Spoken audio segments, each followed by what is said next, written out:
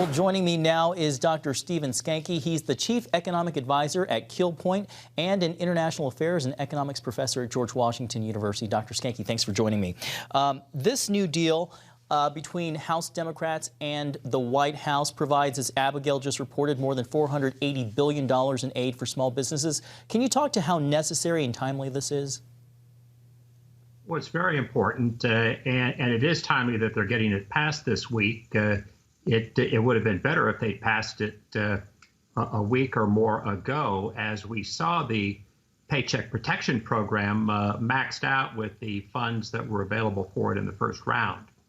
The idea of that program, and really the whole first CARES Act stimulus program, was to provide protection for the employee-employer relationship, so when the economy is ready to reopen, that those relationships will still be in place and people could get back to work quickly. I think they were surprised at the success of it and how quickly people applied. So it needed to be addressed right away. Fortunately, they're getting it done this week, and the system set up for administering that has had some time to catch up. And so they should be good to go as soon as it gets signed into law. Dr. Skanke, there's still a lot of businesses that are shuttered. A lot of businesses, of course, have shed employees. How likely is it that we'll see more bankruptcies, more business failures, and more job losses?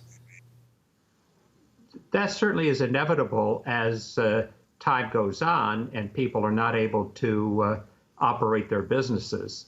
Some of them won't apply for the Paycheck Protection Program. Some might not qualify. Some have already shut their doors, not knowing what help might be available. There is an effort in this new program, the one that we hope will be passed today and Thursday, then signed by the president, to reach out to mom and pop businesses and businesses in underserved areas to help them as well. But in the meantime, a lot of those businesses and others are turning off the lights and shutting their doors and won't be able to open when it's safe for people to go back to work and back to their businesses. Dr. Skanke, we just have about a minute left. As someone who served 4 presidents on the National Security Council, I'd love to get your take on the growing drive to restart the economy. What should that look like? The White House has set out guidelines that are pretty helpful. They also mirror things that the FDA, former FDA commissioner, had put out too. What's important is that people feel safe and confident. Otherwise, it doesn't matter what you do to reopen the economy. People aren't going to want to go back to work, and they're certainly not going to go back out to the service businesses that need them desperately.